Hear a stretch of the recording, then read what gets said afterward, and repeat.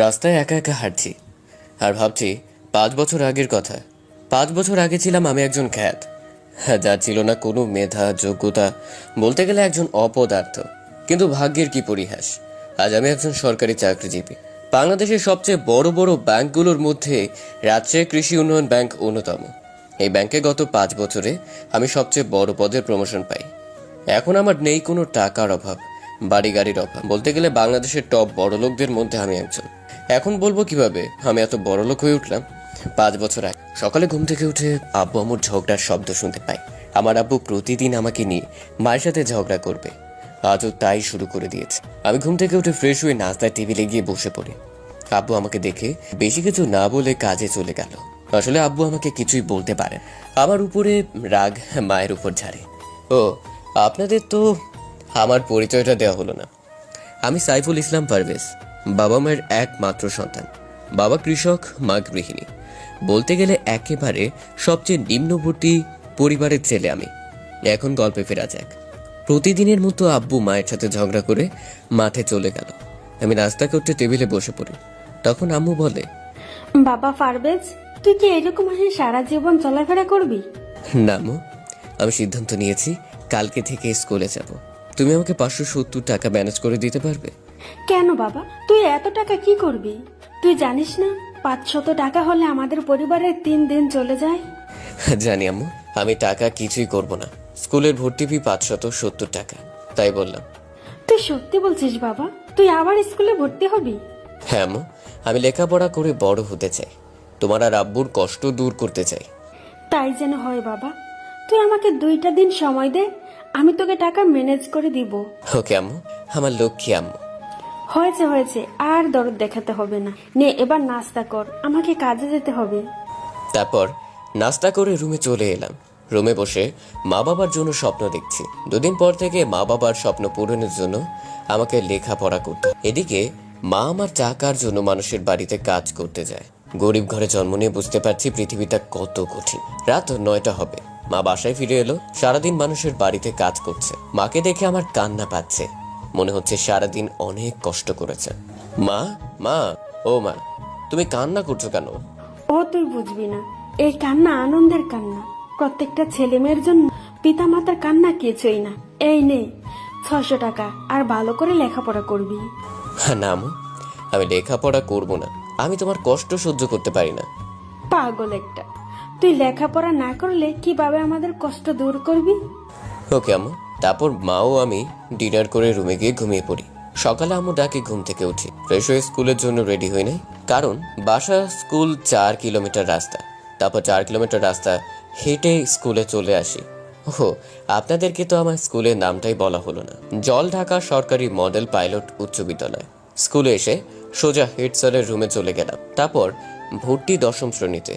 আপনারা হয়তো ভাবছেন কেউ একেবারে 10ম শ্রেণীতে কিভাবে ভর্তি হতে পারে, কারণ আমি 9ম শ্রেণী পর্যন্ত পড়ালেখা করেছি। কিন্তু টাকার অভাবে টাকার বললাম না। তারপর পিয়ন আমাকে আমার সবগুলো বই দিয়ে দিল। তারপর আমাকে নিয়ে ক্লাসরুম যেতে চাইলে হেড স্যার বলল, চলো পারভেজ, আমি তোমাকে ক্লাসরুম দেখিয়ে দিয়ে আসি। Okay sir. তারপর হেড স্যার আমাকে 3 তলার 16 নং কক্ষে নিয়ে গেল এবং ক্লাসের সবার সাথে আমার পরিচয় করিয়ে দেয়। ও হ্যালো পারভেজ, তোমাদের নতুন বন্ধু অনেক ভালো ছাত্র। তোমরা সবাই পারভেজের সাথে পরিচয় হয়ে নাও। Okay sir. তারপর স্যার চলে গেল। আমি গিয়ে পেছনের সিটে বসে পড়ি। এখনো কোনো বন্ধু বান্ধব হয়নি। ও, আমি একজন কমার্সের ছাত্র। আসলে আমার ছোট থেকে ইচ্ছে ছিল আমি একজন ব্যাংকার হব, তাই কমার্স নিয়ে পড়ছি আর কি। সবগুলো ক্লাস করে বাসায় চলে আসি। প্রথম দিন তো তাই বেশি একটা ভালো কাটলো না। বাসায় এসে ফ্রেশ হয়ে রুমে বসে আছি, তখন মা এসে বলল, পারভেজ বাবা, তোর স্কুলের প্রথম দিন কেমন কাটলো? অনেক ভালো আম্মু, তোমাকে বলে বোঝাতে পারবো না। হয়েছে, আবার দুপুরের খাবার খেয়ে যা, তারপর ঘুমিয়ে পড়। ওকে আম্মু। তারপর ফ্রেশ হয়ে লাঞ্চ করে নিই, রুমে এসে ঘুমিয়ে পড়ি। ঘুম থেকে উঠে পড়তে বসি। আসলে আমাকে যে বাবা মায়ের স্বপ্ন পূরণ করতে হবে, অনেক রাত পর্যন্ত পড়া পড়ে ঘুমিয়ে পড়ি। সকালবেলা ঘুম থেকে উঠে ফ্রেশ হয়ে কিছুক্ষণ পড়া পড়ে আবারও স্কুলে চলে গেলাম। নিয়মিত সবগুলো ক্লাস কয়টা থাকি। এভাবে কেটে যায় 6 মাস। এর মধ্যে 2জন ছেলে আমার বন্ধু হয়েছে। একজনের নাম মিজু ও আর একজন স্বপন। আর 3 দিন পর প্রথম সেমিস্টার পরীক্ষা। তাই স্যার আজকে ক্লাস না করে পরীক্ষার রুটিন দিয়ে গেল। স্যার বলল, এই রুটিন অনুযায়ী তোমাদের প্রথম সেমিস্টার পরীক্ষা নেওয়া হবে। পরীক্ষার ফি 300 টাকা। স্যার আমি একটা কথা বলতে চাই। ওকে বলো। স্যার পরীক্ষার ফিটা না নিলে হয় না? আমাদের কাছে টাকা নেই। ও এই ব্যাপার, যারা পরীক্ষার ফি দিতে পারবে না তারা হেড স্যারের সাথে আবেদন করবি, তাহলেই হয়ে যাবে। পারবেশ, তোমার তো হেড স্যারের সাথে অনেক মিল, তুমি বললেই হয়ে যাবে। Okay sir. তারপর স্যার ক্লাসরুম থেকে বেরিয়ে গেল। আমিও পরীক্ষার রুটিন খাতায় লিখে নিয়ে বাসায় চলে আসি। ফ্রেশ হয়ে পড়তে বসি, কারণ 3 দিন পর পরীক্ষা। যেভাবেই হোক আমাকে পরীক্ষায় প্রথম হতেই হবে। 3 দিন পর আজকে প্রথম সেমিস্টার পরীক্ষা। সবাই সেজে গুজে নামি দামি পোশাক পরে পরীক্ষা দিতে এসেছি। শুধু আমি প্রতিদিন যে শার্ট গায়ে দিয়ে স্কুলে আসি, আজও সেই শার্ট গায়ে দিয়ে পরীক্ষা দিতে এসেছি। পরীক্ষা রুমে ঢুকতে যাব তখনই একটা মেয়ের সাথে ধাক্কা খেয়ে মেয়েটা মাটিতে পড়ে গেল। মাটি থেকে উঠে মেয়েটা আমাকে বলতে লাগলো, ছোট লোকের বাচ্চা, চোখে দেখতে পাস না? তোর সাহস কি করে হয় আমাকে ধাক্কা দেওয়ার? সরি। মেয়েটা ঠাস ঠাস করে আমার গালে চড় মারে এবং আমার জামার কলার ধরতে যাবে তখনই ওই মেয়ের একটা ফ্রেন্ড চলে আসে। এসেই বলতে লাগলো, সীমাই শশী, এই ছোট লোকের বাচ্চা শরীর স্পর্শ করেছিস? ও একটু দেখিস না, এক জামা কাপড় পরে প্রতিদিন স্কুলে আসে। তুই ঠিক বলেছিস লিজা, এই খ্যাত ছেলেটার গায়ে হাত দিলে আমাদের সম্মান নষ্ট হয়ে যাবে। দেখিস গা থেকে কিরকম দুর্গন্ধ বেরোচ্ছে। কোথা থেকে এরকম খ্যাত ছেলে যে স্কুলে আসে? ছি ছি। একদম দোষ, খ্যাত একটা। মেয়ে দুইটার কথা শুনে চোখে পানি এসে গেল, কারণ স্কুলের সবাই আমাকে নিয়ে অনেক মজা করে। কারণ আমি গরিব বাবা মায়ের সন্তান। প্রতিদিন একটা জামা কাপড় পরে স্কুলে আসি। অ্যান্ড গেটের মধ্যে ঘটে যাওয়া ঘটনাটার দোষ ছিল মেয়েটার নিজের। মেয়েটা নিজে এসে আমাকে ধাক্কা দিয়েছিল। কি করার, আমি গরিব, চাইলেও এই বড়লোক বাবার মেয়েদের কিছুই বলতে পারবো না। আমি তো স্কুলে ভর্তি হয়েছি মায়ের স্বপ্ন পূরণ করার জন্য, তাই চুপচাপ দাঁড়িয়ে তাদের কথা শুনতে লাগলাম। মেয়েটা আরো কিছু কথা শুনে পরীক্ষার রুমে চলে গেল। আমিও আমার সিট খুঁজতে লাগলাম। অবশেষে আমার সিটটা পেয়ে গেলাম। আমার পাশে একটা মেয়ে বসে আছে। মেয়েটা দেখতে শুনতে একদম সিনেমার নায়িকার মতো, যে কেউ প্রথম দেখায় ক্রাশ খেয়ে যাবে। আমি আবার এসব কুখাদ্য খাই না। আমি গরিব, একটা খ্যাত ছেলে, স্কুলের সবার মজার পাত্র, তাই সিটে মাথা নিচু করে বসে আছি। তখন আমাদের নীরবতা ভেঙে মেয়েটি বলল, হাই, আমি কানিস। আমি চুপচাপ বসে আছি, কোনো কথা বলার সাহস পাচ্ছি না। তখন মেয়েটি আবারও বলল, হাই, আমি কানিস, আমার কি ফ্রেন্ড হতে পারি? আমার কোনো রেসপন্স নেই। আসলে মেয়েদের সাথে কথা বলতে আমার ভয় লাগে। মেয়েরা কখন যে কি করে তা বোঝা যায় না। তো বেশ কিছুক্ষণ ভেবে আমি বললাম, হ্যালো, আমি পারভেজ। তাহলে ফ্রেন্ড? আমি চুপচাপ। এই যে মিস্টার, শুধু বন্ধ হতে বলছি, বিয়ে তো করতে বলছি না। আমি কিছুক্ষণ ভেবে মেয়েটার সাথে হাত মিলিয়ে নিলাম। মেয়েটাকে দেখে মনে হলো অনেক বড় লোক, কিন্তু কোনো অহংকার নেই। তখনই ক্লাসরুমে স্যার চলে আসে। এই তোরা কেউ নকল এনেছিস নাকি? থাকলে এখনই বের কর, ধরা পড়লে কিন্তু খবর আছে। স্যার, ওই খ্যাত ছেলেটা মনে হয় নকল এনেছে। কি বলো মাইশা এসব তুমি? পারভেজকে তুমি চেনো? ও অনেক ভালো ছাত্র, ওর মতো ছেলে নকল করতেই পারে না। তখন মাইশা চুপচাপ নিজের সিটে মাথা নিচু করে বসে পড়ল। এদিকে স্যার পরীক্ষার খাতা দিতে শুরু করলো। আমি পরীক্ষার খাতায় নাম লিখে নিলাম। তারপর স্যার পরীক্ষার প্রশ্ন দিয়ে গেল। পরীক্ষার প্রশ্ন দেখে আমি পুরাই অবাক। সবগুলো প্রশ্নই কমন। আমি নিজ মনে পরীক্ষা দিতে লাগলাম। অবশেষে পরীক্ষার 1 ঘন্টা আগে আমার পরীক্ষা শেষ হয়ে গেল। তারপর কানিজকে কিছু হেল্প করে স্যারকে খাতা জমা দিলাম। আমার খাতা জমা দেওয়া দেখে ক্লাসের সবাই হাসছে, কারণ পরীক্ষার মাত্র 1 ঘন্টা 10 মিনিট শেষ। এর মধ্যে আমার পরীক্ষা শেষ হবে কেউ ভাবতেই পারিনি। তখন স্যার বলল, পারভেজ, তোমার পরীক্ষা শেষ? হ্যাঁ জি স্যার। স্যার বলেছিলাম না ও নকল এনেছে, তা না হলে এত তাড়াতাড়ি কেউ পরীক্ষা শেষ করে দিতে পারে? মাইশার কথা শুনে সবাই জোরে জোরে হাসতে লাগলো। আমি চুপচাপ পরীক্ষার খাতা জমা দিয়ে বাসায় চলে আসলাম। এভাবে সবগুলো পরীক্ষা শেষ, আর একটা পরীক্ষা আছে। আজকে শেষ পরীক্ষা, জীববিজ্ঞান। তাই একটু মনোযোগ সহকারে ভালো করে পড়ে নিলাম। তারপর ফ্রেশ হয়ে স্কুলে চলে গেলাম। স্কুলে আসতেই কানিজ আমাকে দেখে দৌড়ে আমার কাছে চলে আসে। তারপর বলে, হ্যাঁ বন্ধু, কেমন আছিস? হ্যাঁ ভালো রে, তুই? এই তো, আজকে আমাকে একটু দেখাতে হবে, কারণ আমি হিসাব বিজ্ঞানে খুব কাঁচা। দেখাবে কিন্তু। আসলে এই কয়েকদিনে কানিজ আমার সব থেকে বেস্ট ফ্রেন্ড হয়ে ওঠে। তারপরে দুজনে কথা বলতে বলতে ক্লাসরুমে গিয়ে সিটে বসে পড়লাম। আজকের পরীক্ষাটা ভালো করে দিলাম। তারপর বাসায় এসে নিজেই রান্না করে খেলাম, কারণ আম্মু কয়েকদিন যাবত অসুস্থ। তারপর আম্মুকে খাবার খাইয়ে দিলাম। তারপর নিজের রুমে এসে ঘুমিয়ে পড়লাম। এভাবে কেটে গেল স্কুল জীবন। স্কুল জীবনের সব থেকে ভালো বন্ধু হয়ে উঠল কানিজ। 2 মাস হলো এসএসসি পরীক্ষা দিয়েছি, আর কয়েকদিন পর পরীক্ষার রেজাল্ট দিবে। আজকে কানিজ আমাদের বাসায় আমাকে নিতে এসেছে। তার সঙ্গে একটু ঘুরতে হবে, তাই দুজনে গাড়িতে করে ঘুরে বেড়ালাম। অনেক ঘোরাঘুরি করে কানিস আমাকে নিয়ে একটা শপিং মলে চলে গেল। তারপর আমার জন্য কিছু শপিং করে নিল। তারপর শপিংয়ের ব্যাগগুলো আমাকে দিয়ে বলল, এই নে, এটা তোর জন্য। আমার জন্য মানে? কানিস, আমি কিন্তু কিছুই বুঝলাম না। তোকে এত সব বুঝতে হবে না, এটা নিয়ে নে। আর নতুন কলেজে এটা পরে কলেজে যাবি। আমি চুপচাপ মাথা নিচু করে দাঁড়িয়ে রইলাম। এই তোকে বলছি না এটা নে। আমি বাচ্চা ছেলের মতো নিয়ে নিলাম। তারপর কানিস আমাকে আমার বাসায় নামিয়ে দিয়ে গেল। এভাবে চলে গেল কয়েকদিন। আজকে আমার পরীক্ষার রেজাল্ট দিবে। দুপুর 2টা বাজে। তখন স্কুল থেকে হেড স্যার ফোন করে বলে, পারভেজ, তুমি এবার আমাদের সম্মানটা রাখলে। জি স্যার, কিছুই বুঝতে পারলাম না। পারভেজ, তুমি এবার এই দিনাজপুর বোর্ডে সবার থেকে ভালো রেজাল্ট করেছো। তুমি বাড়িতে থাকো, আমরা আসতেছি তোমাদের বাড়িতে। আমি তো খুশিতে আত্মহারা। আমার খুশি দেখে কে? তখনই কানিস ফোন করে। কানিসের সাথে কথা বলতে বলতেই আমাদের বাড়িতে 10 থেকে 12টা গাড়িতে করে স্কুলের সকল শিক্ষক শিক্ষিকারা সবাই চলে আসে। তারপর আমাকে নিয়ে মায়ের সাথে গল্প করতে থাকে। পারভেজ, তুমি যে রেজাল্ট করেছো, পিছনের 5 বছরও এই দিনাজপুর বোর্ডে এইরকম রেজাল্ট কেউ কখনোই করতে পারেনি। তারপর স্যার এটা আমাকে মিষ্টি মুখ করায়। তারপর স্যার বলল, তোমার সমস্ত লেখাপড়া খরচ আমি চালাবো। কখনো কোনো দরকার হলে আমাকে বলবে। কি বলেন স্যার? এটা তো আমাদের সৌভাগ্য। এরকম ছেলে লাখে একটাই মেলে। আরও কিছুক্ষণ গল্প করে সবাই চলে গেল। তখন মা আমাকে জড়িয়ে ধরে কান্না শুরু করে দেয়। আমিও খুশিতে চোখের পানি আটকাতে পারলাম না। আমি যেরকম রেজাল্ট করব জীবনেও ভাবতে পারিনি। এবার কলেজে ভর্তি হবার পালা। এদিকে আমার রেজাল্ট দেখে স্কুল থেকে স্কলারশিপ দিয়ে নীলফামারী সরকারি কলেজে ভর্তি করিয়ে দেয়। আমাদের গ্রামে আবার রেজাল্ট দেখে অনেকগুলো পরিবার আমাকে টিউশনি করার জন্য আবেদন করে। আমিও মানা করতে পারলাম না। আজকে কলেজের প্রথম দিন।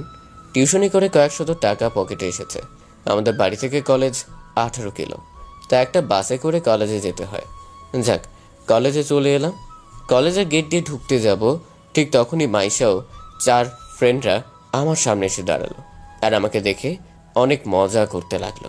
আমি মাথা নিচু করে দাঁড়িয়ে আছি আর সব মুখ বুজে সহ্য করছি। তখন আমাকে যেতে দিন প্লিজ। তুই যাবি যা, কিন্তু তার আগে আমাদের পায়ের জুতাগুলো মুছে দে। আমি পারবো না, এটা নতুন কলেজ। তারপর আজকে কলেজের প্রথম দিন। আমি আপনার পায়ের জুতো মুছে দিতে পারবো না। কো, ছোট লোকের বাচ্চা আমার মুখে মুখে কথা বলিস? তোর সাহস তো কম না। এই মাইশা, এই ছোট পোলার বাচ্চার পা দুটো ভেঙে দে, তাহলে আর তোর মুখোমুখি কথা বলতে পারবে না। ঠিকই বলেছিস দোস্ত, এই ছোট লোকের বাচ্চাটাকে আমি আজকে অপমান করে ছাড়বো। এই সানি ভাই, এদিকে আয় তো একটু। তখন একজন মাস্তান টাইপের ছেলে আমার কাছে আসতে লাগলো। ছেলেটাকে দেখতে যেন অদ্ভুত। ছেলেটির নাম সানি। কিরে মাইশা, কি হয়েছে তোর? আর এই ছেলেটা কে? দেখ না সানি, এই ছোট লোক কুত্তার বাচ্চা আমার মুখে মুখে কথা বলে। কিরে, তুই নাকি মাইশার মুখে মুখে কথা বলিস? ভাই, আমার কোনো দোষ নাই, সব দোষ মাইশার। কুত্তার বাচ্চা, তোর সাহস কি করে হয় আমার নাম ধরে ডাকার? তা কি বলে ডাকবো? ম্যাডাম বলে ডাকবে, ম্যাডাম। কলেজের প্রথম দিন, তাই কলেজের সকল স্টুডেন্ট আমাদেরকে ঘিরে ধরলো আর আমার উপর হাওয়া অপমান দেখতে লাগলো। আমি চুপচাপ মাথা নিচু করে দাঁড়িয়ে রইলাম। তখন সানি বলল, এই ছেলে, আমি চাই না তুই অপমান হও। মাইশা যা বলে তাই কর, তা না হলে কিন্তু। অপমান করে বলছে অপমান করতে চায় না। এই নে আমার পায়ের জুতো, তোর রুমাল দিয়ে মুছে দে। এলিজা, তোরা সবাই এদিকে আয়। আমি বাধ্য ছেলের মতো কলেজের সকলের সামনে ইচ্ছে না থাকা সত্ত্বেও মাইশার পায়ের জুতো মুছে দিতে লাগলাম। কিন্তু ভুলক্রমে মাইশার পায়ে আমার হাত লাগে। তখন মাইশা, ছোট লোকের বাচ্চা, তোর সাহস কি করে হয় আমার গায়ে টাচ করার? এই বলে আমার বুকে একটা জোরে লাথি মারলো। আমি সহ্য করতে না পেরে একটু দূরে গিয়ে মাটিতে পড়ে গেলাম। কলেজের ছোট বড় সবাই আমাকে দেখে জোরে জোরে হাসছে। তারপর মাইশা সেখান থেকে তার বান্ধবীদের নিয়ে চলে গেল। আমি মেয়েটার কি এমন ক্ষতি করেছি যে মেয়েটা আমার উপর এরকম অপমান অত্যাচার করছে? আমাকে ভাবে পড়ে থাকা দেখে সবাই সেখান থেকে চলে গেল। তখন কানিজ আমার কাছে চলে আসে। কানিজ নামটা পরিবর্তন করা হয়েছে, কানিজ ইতি করা হয়েছে। তখন ইতি আমার কাছে চলে আসে, আমাকে মাটি থেকে দাঁড় করালো এবং বলল, পারবে দোষ, তুই কিছু মনে করিস না, আমি মাইশাকে দেখে নেব। তার পা আবার কতগুলো টাকা হয়েছে। তারপর দুজন মিলে প্রিন্সিপাল স্যারের রুমে চলে গেলাম। তখন প্রিন্সিপাল স্যার আমাকে দেখে, আর তুমি পারবেস না? জি স্যার। আমাদের সৌভাগ্য যে তোমার মধ্যে একজন মেধাবী ছাত্র আমাদের এই কলেজে পড়বে। দোয়া করবেন স্যার, আপনাদের এই কলেজের নাম যেন উজ্জ্বল করতে পারি। আর আমার মায়ের স্বপ্ন যেন পূরণ করতে পারি। তোমার জন্য সবসময় দোয়া রইলো। আর হ্যাঁ, গেটের মধ্যে এত স্টুডেন্টের জ্বর হয়েছিল কেন বলো তো? ও কিছু না স্যার, একটা মেয়ে একটা ছেলেকে অপমান করছিল। আচ্ছা, এসব বাদ দাও। তুমি তোমার ক্লাসরুম চেনো? না স্যার। এই রফিক, এদিকে এসো। এ পারভেজকে তার ক্লাসরুমে নিয়ে যাও। তারপর রফিক পিয়ন আমাদের দুজনকে ক্লাসে নিয়ে গেল। ক্লাসে এসে দেখি স্যার অলরেডি ক্লাস শুরু করে দিয়েছেন, তাই আমিও ইতি দুজনে একটা সিটে গিয়ে বসে পড়লাম। কিছুক্ষণ পর স্যার ক্লাস করে অফিসে চলে গেলেন। পরবর্তী ক্লাসে স্কুলের সকল শিক্ষক শিক্ষিকা সহ প্রিন্সিপাল স্যার আমাদের রুমে চলে আসলেন। কেমন আছো তোমরা সবাই? ভালো আছি স্যার, আপনি কেমন আছেন? এই তো ভালো আছি। তা তোমাদের কলেজ কেমন লেগেছে? কারো কোনো সমস্যা নাই তো? থাকলে আমাকে বলবে। আচ্ছা স্যার। তখন স্যার বলল, এই পারভেজ, এদিকে আসো তো একটু। হ্যাঁ স্যার, আমাকে ডাকছে। আমি তাড়াতাড়ি সিট থেকে উঠে তাদের কাছে গেলাম। তখন স্যার বলল, এ হলো পারভেজ, এবার এই দিনাজপুর বোর্ডে প্রথম হয়েছে। আমাদের কলেজের গর্ব। সবাই পারভেজের জন্য একটা জোরে করতালি দাও। ক্লাসের সবাই স্যারের কথা শুনে অবাক। কেউ ভাবতেই পারেনি যে আমার মতো একটা খ্যাত ছেলে টপ করবে। তখন স্যার মাইশা নামে একটা মেয়েকে ডাক দিল। সামনে তাকিয়ে দেখি তো সেই অহংকারী মেয়ে মাইশা। মাইশা আমাদের কাছে চলে আসলো। তখন স্যার বলল, এ হলো মাইশা। এবার দিনাজপুর বোর্ডে মাইশা দ্বিতীয় হয়েছে। তোমরা সবাই তো মাইশাকে আগে থেকে চেনো। ও হলো শিল্পপতি আজমল সাহেবের মেয়ে। তোমরা সবাই পারভেজের মাইশার জন্য আবারও একবার জোরে করতালি দাও। তারপর স্যারেরা সবাই চলে গেলেন। আমি অতি সবগুলো ক্লাস করে বাসায় আসতে যাব, তখনই মাইশা আমাকে ডাক দিল। আমি এটিকে নিয়ে তাড়াতাড়ি হাঁটতে লাগলাম। এই ছোট লোকের বাচ্চা, দাঁড়া এখানে। তা না হলে কিন্তু এই কলেজ থেকে বের করে দেবো সারা জীবনের জন্য। কথাটি শুনে আমার প্রচণ্ড রাগ উঠে গেল। আমি ইতিকে গাড়িতে গিয়ে বসতে বললাম। তারপর আমি সেখানে দাঁড়িয়ে থাকলাম। তারপর মাইশা আর বান্ধবীরা সহ আমার কাছে চলে আসে। তারপর মাইশা আমাকে যা ইচ্ছে তাই বলতে লাগলো, এমনকি আমার গায়ে থুতু পর্যন্ত ছিটিয়ে দিয়ে গেল। মেয়েটার কথা শুনে আমার চোখ দিয়ে অঝরে পানি পড়তে লাগলো। এভাবে প্রতিদিন আমাকে ইনসাল্ট করা হয়, কিন্তু কি করব, আমি যে গরিব। এই দুনিয়ায় মনে হয় গরিবের কোনো স্থান নেই। আমি এবার আবার রুমে চলে গেলাম। তারপর ফ্রেশ হয়ে বিছানায় বসে কান্না করতে লাগলাম। তখন আম্মু সাড়া পেয়ে কান্না থামিয়ে বসে থাকলাম। আসলে আমার কষ্ট আমি আম্মুকে জানাতে চাই না, আম্মু জানতে পারলে অনেক কষ্ট পাবে। তারপর আম্মুর সাথে কিছুক্ষণ কথা বলে ঘুমিয়ে পড়লাম। বিকেলবেলা আম্মুর ডাকে ঘুম ভাঙলো। আম্মু ডাকছে, পারভেজ, ও পারভেজ বাবা, তোকে দেখতে একজন মেয়ে এসেছে। কোন মেয়ে আম্মু? তখন ভেতরে আসতে পারি? আমি তো দেখে পুরাই অবাক। আমার মতো গরিবের বাড়িতে বড়লোকের মেয়ে আসবে কখনোই ভাবতে পারিনি। হাতে দেখে অনেকগুলো ব্যাগ। তখন আমি, জি ভেতর আসুন। এবার আমার রুমে ঢুকে আমার দিকে কয়েকটা ব্যাগ তুলে দিল। এই নে, এটা তোর জন্য। কি এটা? কাল ঈদ, তাই এটা আমি তোকে দিলাম। সরি, আমি কারো কাছ থেকে ভিক্ষা চাই না। আপনি আমার বাসায় এসেছেন, তাই আপনি আমার অতিথি। আমার উচিত আপনাকে অতিথি আপ্যায়ন করা। তখন আম্মুকে চা বানাতে বললাম। তখন আম্মু বলল, বাবা পারভেজ, বাসায় তো চিনি নেই। আমি আনতেছি আম্মু। পকেটে 5টা টাকা ছিল। ভেবেছিলাম রাতে একটা বিস্কুট কিনে খাবো, এখন চিনি আনতে হচ্ছে। তাড়াতাড়ি কাফির দোকান থেকে 5 টাকার চিনি নিয়ে আসলাম। তারপর আম্মু আমাকে চা বানিয়ে দিল। আমি চাটা নিয়ে মাইশার কাছে গেলাম। তখন মাইশা চা হাতে নিয়ে মুখে চুমুক দিতেই, ছি, এটা চা? এই বলে চা সহ চায়ের কাপটা আমার দিকে ছুঁড়ে মারলো। চাগুলো আমার চোখে মুখে ছিঁড়ে ছিটকে পড়ে গেল। ঠাস! এই কোটি টিপিতের মেয়ে, এটা আমার বাসা, আর এখানে ভদ্র ব্যবহার করুন। আপনার মতো বড় লোকদের গরিবের বাসায় ঢুকতে দেওয়াটাই ভুল। আপনি যে ব্যাগগুলো আমাকে ভিক্ষা দেওয়ার জন্য এনেছিলেন সেটা নিয়ে এক্ষুনি এখান থেকে চলে যান। আর হ্যাঁ, টাকা থাকলে সব কিছু হয় না, ভালো একটা মন লাগে, বুঝেছেন? আর একটু মানুষের সাথে ভালো ব্যবহার করবেন, বুঝেন তো? হ্যাঁ, বুঝেন না। কথাগুলো রাগের লোক নিয়ে নীলিমাকে বললাম। এবার নীলিমা রেগে আমাকে বলল, দেখে নিব তোকে পারভেজের বাচ্চা। ভেবেছিলাম তোর মতো গরিবকে কিছু সাহায্য করে আল্লাহর কাছে পূর্ণ লাভ করতে চাই, কিন্তু টাকার বড় জোর না তোর। তোকে আমি দেখে নিব। কথাগুলো বলে রেগে আগুন হয়ে আমাদের বাড়ি থেকে চলে গেল। আমি নীলিমার দিকে তাকিয়ে থাকলাম। কেমন একটা লাগলেও আমি ভাবতে থাকলাম আমি তো কিছুই করিনি। যাক, মাইশা চলে গেলে পকেটে থাকা রুমালটি বের করে মুখের উপর ছিটকে থাকা চাগুলো মুছতে লাগলাম। তারপর ফ্রেশ হয়ে টিউশনের জন্য বেরিয়ে পড়লাম। যথাসময়ে বাসায় ফিরে এলাম। তারপর ফ্রেশ হয়ে এসে পড়তে বসলাম। আজকে কেন জানি পড়তে মন চাচ্ছে না, তাই বিছানায় শুয়ে পড়লাম। আর ভাবতে লাগলাম মেয়েটার সাথে এরকম ব্যবহার করা আমার মোটেও উচিত হয়নি। আমি যতই খারাপ হই, কিন্তু একটা মেয়ের শরীরে হাত দিয়ে খুব জঘন্য একটা কাজ করেছি। তাই কাল নীলিমার কাছে গিয়ে ক্ষমা চেয়ে নিব। এসব ভাবতে ভাবতে ঘুমিয়ে পড়লাম। কখন যে ঘুমিয়ে পড়েছি সেটা নিজেও বুঝতে পারছি না। সকালে আম্মু ডাকে ঘুম ভেঙে যায়। তাড়াতাড়ি বিছানা থেকে উঠে ফিরে শুয়ে পড়তে বসলাম। পড়া শেষ করে হালকা কিছু খেয়ে নিলাম। তারপর বাস স্টেশনে এসে বাসে উঠে কলেজের উদ্দেশ্যে রওনা দিলাম। কলেজে এসে নীলিমাকে খুঁজতে লাগলাম। অবশেষে কলেজের ক্যাম্পাসে নীলিমা ও তার সকল ফ্রেন্ডের দেখতে পেলাম। আমি ভয়ে ভয়ে তাদের কাছে এগিয়ে গেলাম। নীলিমাকে দেখে মনে হচ্ছে আমার উপর প্রচণ্ড রেগে আছে। আমি তাদের কাছে গিয়ে চুপচাপ দাঁড়িয়ে থাকলাম। তখন নীলিমা আমার কাছে আসলে আমি বলতে শুরু করলাম, কালকের ওই ব্যবহারের জন্য আমি সরি। ভিখারি তো ভিখারিই হয়। ওই লিজা, ওকে ওই ব্যাগটা দিয়ে দে। আমি কারো কাছে ভিক্ষা নিতে আসিনি। আমি কালকের ওই ভুলটা শুধরাতে এসেছি। ও মা, তাই? খ্যাতপোলা দেখি ভুলও করে আবার মাফও চাই। হা হা। জি, প্লিজ আমাকে ক্ষমা করে দিন। ওই খ্যাতপোলা, শোন, জি, কিছু বলবেন? তুই এমন কেন? কেমন? তোকে এত অপমান করি আমরা, তবুও তুই এখন এই কলেজে আসিস কেন? জানো তো, গরিব মানুষের অর্থ না থাকলেও স্বপ্ন হাজার থাকে। তার মধ্যে এটা আমার আম্মুর স্বপ্ন। এটা বলে আমি ক্লাসে চলে গেলাম। ক্লাসে এসে এটিকে নিয়ে বসে গল্প করতে লাগলাম। তখন নীলিমা আমাদের ক্লাসে চলে আসে। ওই খ্যাতপোলা, তুই এই ইতির সাথে এত কথা বলিস কেন? কেন? ও আমার বেস্ট ফ্রেন্ড। আপনার মতো বড় লোক হলেও ওর কোনো অহংকার নেই। ও মা, তাই? এত ভালো? তা আমাকে একটু সুযোগ দিয়ে না ভালো হওয়ার। আপনাকে আবার কি সুযোগ দিব? আপনি তো টাকার অহংকার দেখাতে ব্যস্ত। দুজনে কথা বলছি, তখন এটি শুধু আমার আর নীলিমার কথা মনোযোগ দিয়ে শুনছে। তখন ওই ক্লাসে স্যার চলে আসে। সবগুলো ক্লাস করে বাসায় চলে আসলাম।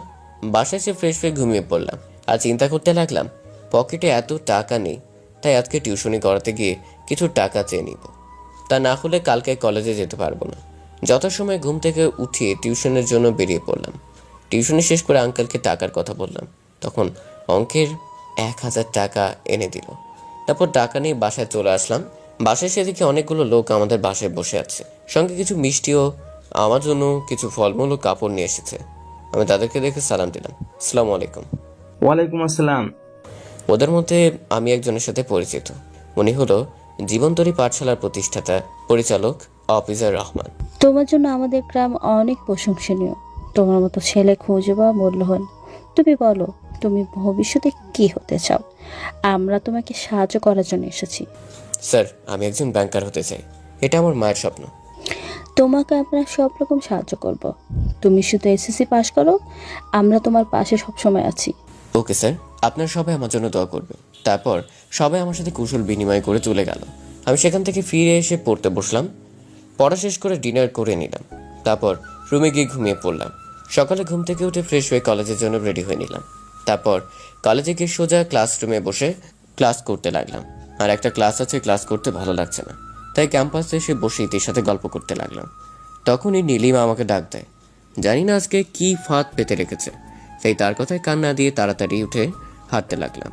তখন নীলিমা বলল, এই খ্যাতপোলা, দাঁড়া এখানে, তা না হলে কিন্তু পা ভেঙে হসপিটালে পাঠিয়ে দিব। মেয়েটার কথা শুনলে প্রচণ্ড রেগে গেলাম। তারপর চুপচাপ সেখানে দাঁড়িয়ে থাকলাম। তখন নীলিমা আমার কাছে এসে, এই খ্যাতপোলা, তোর নামটা কি বললি না যে? জি, আমি পারভেজ। তা আমরা বন্ধু হতে পারি কি? না। কেন? আপনাদের মতো বড় লোক বাবার মেয়েদের সাথে আমাদের মতো গরিব ছেলেদের কখনো বন্ধুত্ব হতে পারে না। কারোর হোক বা না হোক, আমার চাই। সম্ভব না। এটা বলে আমি চলে আসতে লাগলাম। এদিকে সারাদিন মেয়েটা আমার পিছনে ঘুরঘুর করতে লাগলো। সেটা আমি আড়ালে নোটিস করতে লাগলাম। জানি আবার আমার সাথে মজা করবে, তাই বি কেয়ারফুল। আমি কলেজ শেষ করে বাসা আসতে যাব, তখনই নীলিমা তার গাড়ি নিয়ে আমার কাছে এসে আমার হাত ধরে টান দিল। তারপর যা হলো তার জন্য আমি মোটেও প্রস্তুত ছিলাম না। তখনই নীলিমা তার গাড়ি নিয়ে আমার কাছে এসে আমার হাত ধরে টান দিতেই আমি মাটিতে পড়ে গেলাম। তখন নীলিমা তার গাড়ি আমার একটা পায়ের উপর দিয়ে নিয়ে যায়। আমি ব্যথাতে চোখ দিয়ে পানি অঝরে বৃষ্টির মতো পড়তে লাগলো। নীলিমার দিকে তাকিয়ে দেখি জোরে জোরে হাসছে। আঙ্গুল দিয়ে ইশারা করতে লাগলো। কেমন লাগে এই নীলিমার সাথে পাঙ্গা দেওয়ার মজা, বুঝো এবার। তখন ইতি আমার কাছে দৌড়ে চলে আসে। তারপর আমাকে ধরে জোরে কান্না শুরু করে দেয়। আমি ব্যথায় কান্না করতে লাগলাম। তখন আরভি ও তার সকল ফ্রেন্ড মিলে আমাকে হাসপাতালে নিয়ে যায়। এদিকে আমার এরকম অবস্থা শুনে আম্মু কান্না করতে করতে হসপিটাল চলে আসে। তখন ডাক্তার আমাকে চিকিৎসা করে বলে আমার পা ভেঙে গেছে। কয়েকদিন সেবা যত্ন নিলে তাড়াতাড়ি সুস্থ হয়ে উঠবে। তারপর আমাকে হসপিটাল থেকে বাসায় নিয়ে আসা হয়। আমার সঙ্গে আরোহীও আমাদের বাসায় থেকে যায়। মেয়েটা সারাদিন আমার সেবা যত্ন করেই চলছে। আমি ভাবতে লাগলাম জীবনে আরোহীর মতো বন্ধু আমি কোথাও দেখিনি। তখন আরোহী আমাকে বলল, পারভেজ, তুমি দেখে নিও আমি ওই নীলিমার হাল কি করি। কি করবি তুই? ও হ্যালো, বড়লোকের মেয়ে টাকা জোরে সবকিছুই করতে পারে। কেন? আমিও তো বড় লোক, আমার বাবারও তো টাকার অভাব নেই। আমি তো কখনো কাউকে টাকার অহংকার দেখাই না। আরে কিছু নিচু মনের মানুষ আছে যাদের মন বলতে কিছু নেই। বেশ কয়েকদিন পর পারভেজ সুস্থ হয়ে ওঠে, আর এদিকে পারভেজের সেবা করতে করতে আরোহী অসুস্থ হয়ে যায়। পুরো 1 মাস আরোহী ও পারভেজ কলেজে যেতে পারল না। এদিকে কলেজে নীলিমা ভাবতে লাগলো, এই লিজা, সেদিন পারভেজকে এভাবে আঘাত করা আমার উচিত হয়নি। এই ছোট লোক খ্যাত ছেলেটার জন্য তোর এত দরদ হচ্ছে কেন রে? কি জানি, ছেলেটাকে পুরো 1 মাস দেখতে পাইনি। মনে হয় ওই খ্যাত পোলারে আমি ভালোবেসে ফেলেছি। কি বলিস তুই? হ্যাঁ রে দোস্ত। তাহলে এবার কি করবি? পারভেজ কলেজে এলে তার কাছে ক্ষমা চেয়ে নিব। তুই যেভাবে ওর উপর দিয়ে গাড়ি চালিয়ে দিচ্ছিস, পারভেজ কি তোকে ক্ষমা করবে? ও করবে না, তোর বাপ করবে। তা না হলে ওকে কলেজ থেকে বের করে দিব। তুই যা ভালো মনে করিস। এদিকে নীলিমার জন্য আমার মনে একটু ভালোবাসা জন্মেছিল। তাই ওই দিন অ্যাক্সিডেন্টের পর থেকে নিমিষেই শেষ হয়ে যায়। আমি নীলিমাকে এর শাস্তি দিয়েই ছাড়বো। নীলিমার অহংকার আমি মাটির সাথে মিশিয়ে ফেলবো। প্রায় 2 মাস পর আজকে কলেজে এলাম। কলেজে এসে ক্লাসরুমে ঢুকতে যাব, তখনই নীলিমা আমার কাছে চলে আসে। এসেই বলতে লাগলো, পারভেজ প্লিজ আমাকে ক্ষমা করে দাও। সেদিন না বুঝে তোমার উপর দিয়ে গাড়ি চালিয়ে দিয়েছি। হাসালেন, বড়লোকটা আবার গরিবের কাছে ক্ষমা চায় নাকি? প্লিজ আমাকে ক্ষমা করে দাও। আরে যাও তো আমার সামনে থেকে, এমনি মনটা খারাপ। তখনই আরোহী আমাদের কাছে চলে আসে। এসেই বলতে লাগলো, ঠাস ঠাস ঠাস। এই নীলিমা, তুই যদি আর একবার পারভেজের দিকে চোখ তুলে তাকাস, তাহলে তোর চোখ আমি তুলে নিব। কি? তোর এত বড় সাহস, তুই আমার গায়ে হাত তুলিস? তোদের দুজনকে তো আমি কি করবি তুই? তোর মতো অহংকারী মেয়েকে তো তোদের দুজনকে যদি আজকে আমি এই কলেজ থেকে বের না করতে পারি, তাহলে আমার নাম নীলিমা চৌধুরী না। আরে যা যা, তোর মতো অহংকারী মেয়ে আবার কি বা পারে? আমি তো তাদের দুজনের কথা দাঁড়িয়ে দাঁড়িয়ে চুপচাপ হয়ে শুনতে লাগলাম। এদিকে নীলিমা রেগে গজগজ করে চলে গেল প্রিন্সিপাল স্যারের রুমে। কিছুক্ষণ পর প্রিন্সিপাল স্যার আমাদেরকে ডাক দিলেন। সি পারভেজ, তোমাকে আমি অনেক ছাত্র ভালো মনে করেছিলাম। কেন স্যার, আমি কি করেছি? দোষ করে আবার বলছে কি করেছে? তুমি নীলিমাকে আজকে কলেজে রেপ করতে চেয়েছিলে না? সি। স্যারের কথা শুনে আমার মাথায় আকাশ ভেঙে পড়লো। তখন আমি বললাম, না স্যার, আপনার কোথাও ভুল হচ্ছে, আমাকে বিশ্বাস করেন। বিশ্বাস না করলে আপনি আরোহীকে জিজ্ঞেস করে দেখতে পারেন। আমার ভুল হচ্ছে না? তাহলে এরা সবাই কি মিথ্যা বলছে? অবশ্যই স্যার, এটা মিথ্যে বলছে। চুপ কর বিয়াদব। তোদের মতো ছেলেকে এই কলেজে ভর্তি করাটাই আমাদের ভুল হয়েছে। আর পিঙ্কি, তুমি একটা মেয়ে হয়ে আর একটা মেয়ে সর্বনাশ করতে পারলে। আমরা কিছুই করিনি স্যার। আর একটা কথা বলবে না। তোমাদের দুজনকে এখন এই কলেজ থেকে টিসি দিয়ে বের করে দেওয়া হলো। আর কখনো যেন তোমাদের এই কলেজের মাঠে না দেখি। স্যার, স্যারের কথাগুলো শুনে আমার চোখ দিয়ে ঝর্ণার মতো পানি পড়তে লাগলো। কি এমন ক্ষতি করেছিলাম মেয়েটার যে তার শাস্তি আমাকে এভাবে দিতে হলো? কলেজের সকলের সামনে এই অপবাদ নিয়ে আমি বাসায় আসতে যাব, তখনই মাঠের মধ্যে নীলিমা আমার সামনে এসে দাঁড়ালো। কেমন লাগছে চান্দু? দিলাম তো এই কলেজ থেকে বের করে। এবার মজা বুঝতে পারবি এই নীলিমার সাথে পাঙ্গা নেবার পরিণাম কি হতে পারে। নীলিমা, তোমার কি এমন বড় ক্ষতি করেছি আমি? ঠাস, তোর সাহস তো কম না আমার নাম ধরে ডাকিস। আর হ্যাঁ, তোর মতো ছোট লোককে দেখলে আমার গা জ্বলে ওঠে। যাভা এই কলেজ থেকে। আর এই আরোহী, তুই যে এত বড় বড় কথা বললি, এখন কি হলো তোর? নীলিমা, তোকে আমি দেখে নিব। তারপর আর কোনো কথা না বলে কান্না করতে করতে বাসায় চলে আসলাম। বাসায় এসে ফিরে এসো রুমে বসে কান্না করতে লাগলাম। কখনই আম্মু আমার রুমে চলে আসে। এসে বলতে লাগলো, পারভেজ, কি হয়েছে বাবা তোর? না মা, কিছু না, এমনিতেই। এভাবে কান্না করছিস কেন বাবা? তোর কি কিছু লাগবে? জানিস তো আমরা গরিব। আমাকে কিছু লাগবে না আম্মু। তাহলে এভাবে কাঁদার কি আছে বাবা? আম্মু, আমি মনে হয় তোমার স্বপ্ন পূরণ করতে পারলাম না। লাগবে না আমার স্বপ্ন পূরণ করতে তোকে, তুই আমার পাশে থাকলেই হবে। তখন আম্মু আমাকে জড়িয়ে ধরে জোরে জোরে হাউমাউ করে কান্না করতে লাগলো। আমি আম্মুকে সান্ত্বনা দিতে লাগলাম। তখন বাড়ির বাইরে একটা গাড়ির হর্নের শব্দ শুনতে পাই। দুজনে কান্না থামিয়ে বাইরে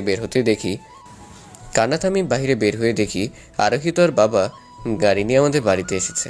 তখন আরোহীর আব্বু বলে, পারভেজ, তুমি যদি কিছু মনে না করো তাহলে আরোহীর সাথে তুমি রংপুর কারমাইলের কলেজে পড়তে পারো। কিন্তু আঙ্কেল, আমার কাছেও তো টাকা নেই।